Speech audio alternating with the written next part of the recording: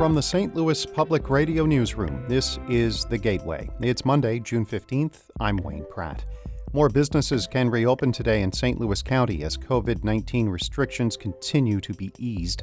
Gyms and pools are among the businesses that can reopen. Also today, James Knowles III's 9-year tenure as Ferguson mayor ends tomorrow. His time in office has been defined by Michael Brown's death, which brought national attention to the part-time elected official. I'm not one of those elected officials who saw this was another rung on the ladder to being governor or president or something like that. So, yeah, that certainly wasn't something I expected, nor did I want. Knowles talks about the lessons he learned after the 2014 shooting and passes along some advice for his successor. We'll have more on that with St. Louis Public Radio's Jason Rosenbaum in just a bit. As we mentioned, the work week is starting in Missouri with the easing of more coronavirus restrictions. More businesses in St. Louis County can open starting today, including some gyms, pools, casinos, and banquet halls. There are still limits on the amount of people allowed inside businesses, and social distancing guidelines should be followed. More than 10 people can now gather in St. Louis city parks today. That number can be as high as 250 if social distancing is taking place. Governor Mike Parson says the entire state should fully reopen tomorrow, but local restrictions can remain. It has been a third weekend of demonstrations on area streets following last month's death of George Floyd.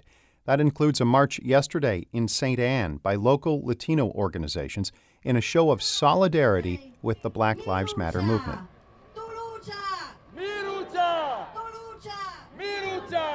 That chant, Tu Lucha, Mi Lucha, translates to Your Struggle, My Struggle. Organizer Maria Yaksich says it's time to put aside her agenda as a Latina until the rights of Black people are recognized.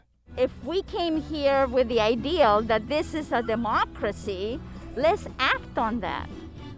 We came here with the understanding that everybody here wins, no matter that the American dream exists. Why that Black people don't have it? Yaksich says turning out at the voting booths in August and November will be an important path to change. Demonstrators nationwide have criticized memorials to racist historical figures. Many in the St. Louis region are joining that movement. As St. Louis Public Radio's Kay Petrin tells us, a petition effort is being organized to rename a main street in Maryland Heights. The road is named after Walter Dorset, who was a locally prominent slave trader and anti-abolitionist. A statue of Christopher Columbus also stands in St. Louis's Tower Grove Park. Activists are planning to protest and petition until the statue is removed. Both groups say that in the current political climate, it just doesn't make sense to preserve symbols of racism and cruelty. A county representative says a county councilwoman from Maryland Heights is discussing the petition with the Department of Public Works and Transportation. Missouri University of Science and Technology researchers are trying to find out what is blocking people from using more solar energy with the help of a federal grant. St. Louis Public Radio's Jonathan Ahl reports. The research will look at economic and psychological reasons for why a homeowner or business would choose or not choose solar energy. Islam El-Adaway is a professor of civil engineering at Missouri S&T and leading the project. He says most people think the economic incentive is most important. Is it only the cost? If it is very cheap, they will do it, or they just don't care.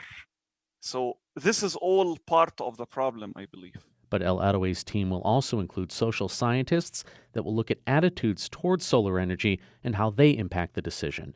He says the final report will be a guide utility companies can use to help accelerate the use of renewable energy.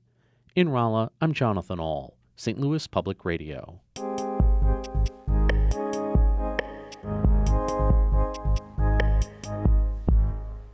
Tomorrow will mark a big change in elected leadership in Ferguson. Mayor James Knowles III is leaving office due to term limits. Ella Jones will become the city's first Black and female mayor. Knowles has been mayor for nearly a decade, and during that time, the city became ground zero for the protest movement against police killing Black people. Knowles reflected on his consequential time in office with St. Louis Public Radio's Jason Rosenbaum and provided some advice for his successor. James Knowles III was taking down tents with his father at the Ferguson Farmers Market on August 9, 2014, the day one of his city's police officers shot and killed Michael Brown. He learned about the shooting that would spark months of protest in his town and elsewhere through a phone call from Ferguson's city manager. It was one of those things that, on 12:30 or so on a Saturday, on an August Saturday, if the city manager is calling me, it's probably nothing good. The ensuing months after Brown's death placed the city of Ferguson, and Knowles in particular, in a brighter than normal spotlight. Reporters from all over the world flocked to Ferguson in 2014 to cover protests and witness clashes between demonstrators and police.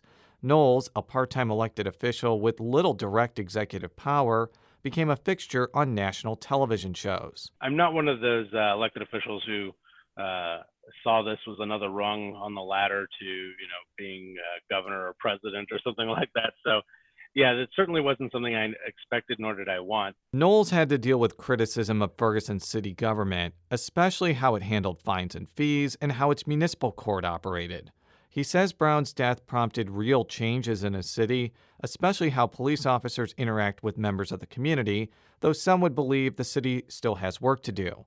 The Ferguson protest movement prompted state lawmakers to place new restrictions on municipal courts and the percentage of fine revenue cities have in their budget. It also brought about a consent decree in 2016 mandating big changes to policing and city government that Ferguson is still trying to complete. Knowles, though, questions what good that consent decree did for the entire St. Louis region, especially since the Department of Justice did not require any other city besides Ferguson to dramatically change. You've got to ask what complicity the federal government at that time had in not doing anything about what they knew to be problems, system-wide through St. Louis. I mean, I give our legislature some credit for making some changes and taking on some of these issues, but still, the federal government and the city of Ferguson, this has been the focus. I think it's given a lot of other communities the opportunity to get off the hook about having these conversations. With protests erupting across the country decrying the police killings of Black people, how Ferguson changed or didn't change after Brown's death is back under focus.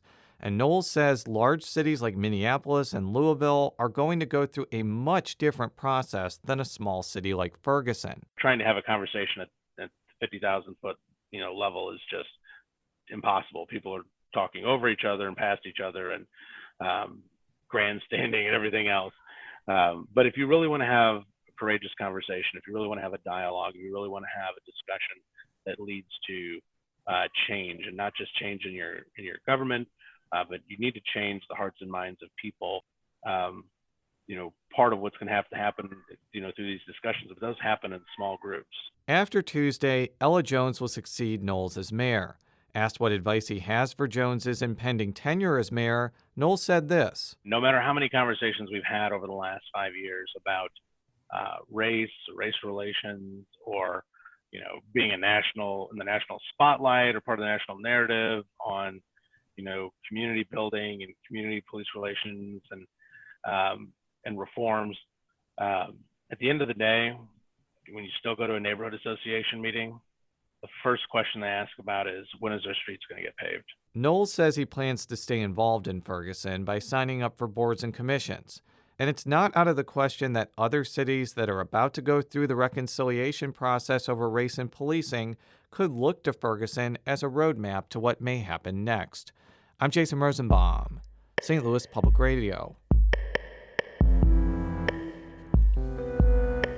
Our Fred Ehrlich edited that report. Shula Newman is the executive editor of St. Louis Public Radio. Music by Ryan McNeely of Adult Fur.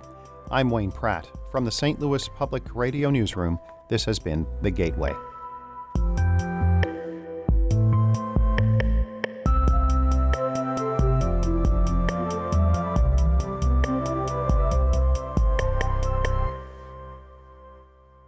Support comes from the Missouri Forest Products Association. Missouri produces wood pallets, railroad ties, white oak barrels, hardwood floors, and more.